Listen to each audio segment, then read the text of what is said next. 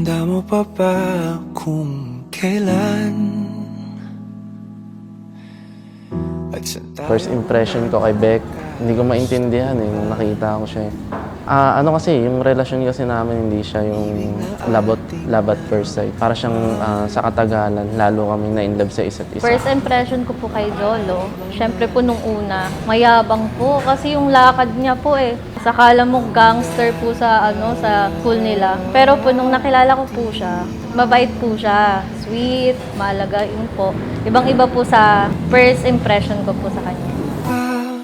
Ang ating unang pagkikita, kislap sa ating mata, ting tayo Yung gustong-gusto kong ugali kay Beck, yung tuwing umaga, iba yung energy niya tuwing umaga Hyper siya, ako lobat ako Tila kala mo kumain ng 10 tsokolate sa umaga. Bubulabugin niya ako. Bigla nagiging good mood na lang ako kapag ganun yung mood niya. Nadadamay ako, imbis na bad mood ako sa pagising.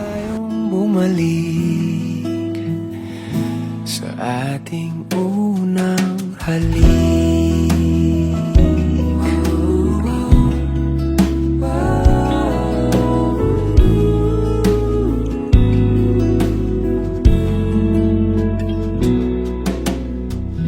Paborito ko ang iyong ngiti.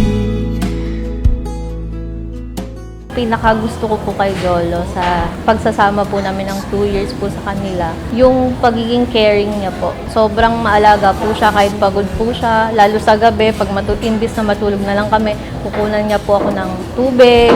Simpleng bagay po, pero sa akin po sobrang laki po kasi hindi po ako matubig Siya po yung lagi nagre-remind sa akin na uminom pa ng water. Ganun po siya, sobrang maalaga po, kahit pagod.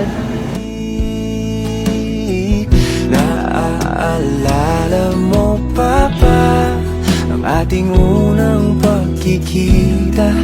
Kislap sa ating mata, ting tayo magkalapit. Gusto ko ipaliwanag ang meaning of marriage based in our family code and civil law. Marriage is an special contract of a permanent union. Yung tinatawag na special contract. Pangalawa, yung permanent union. Yun ay nakasulat sa Article 3, Section 3 ng ating family code. Sa ating unang halik,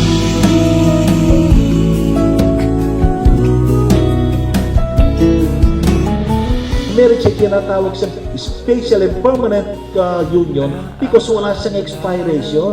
Ang ibig sabihin, John Lloyd at saka Victoria, once na pumirma kayo sa kontratang ito, kayo ay pumapasok sa isang kontrata na panghabang buhay.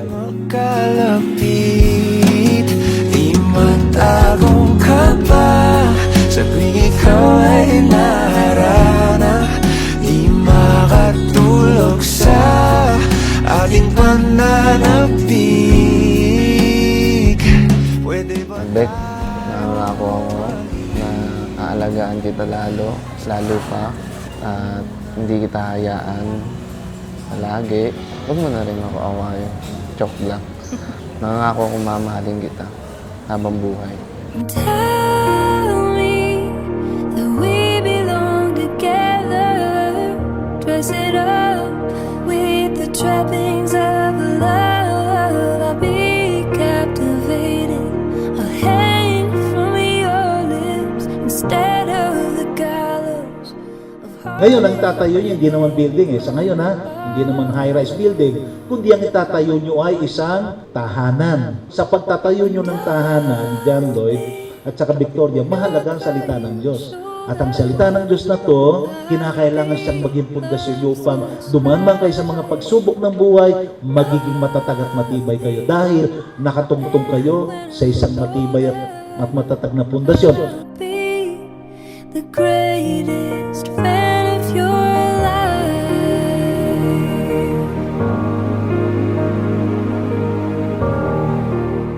Jolo, my partner, my husband, my best friend. Pangako ko sa'yo na simula ngayong araw na ito, kahit dati pa naman hindi ka nang mag-iisa sa lahat ng problema, sa lahat ng pagsubok na dadaan, kasama mo ako. Nandito pa rin ako para sa'yo, palagi at habang buhay. We're not dead. and tell me that we belong together. Dress it up with the trappings of love. I'll be captivated.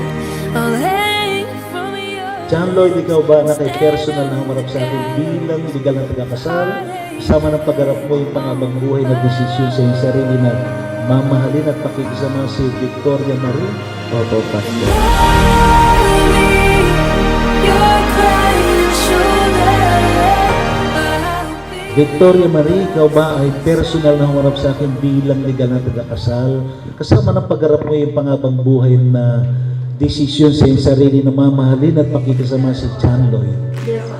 Pigilan dahil ayaw nang mawalay pa. Sasamahan ka hanggang sa makapunta tayo sa Sasamahan ka hanggang sa makapunta tayo sa paraiso na pinapangarap natin dalawa. Di na mapipigil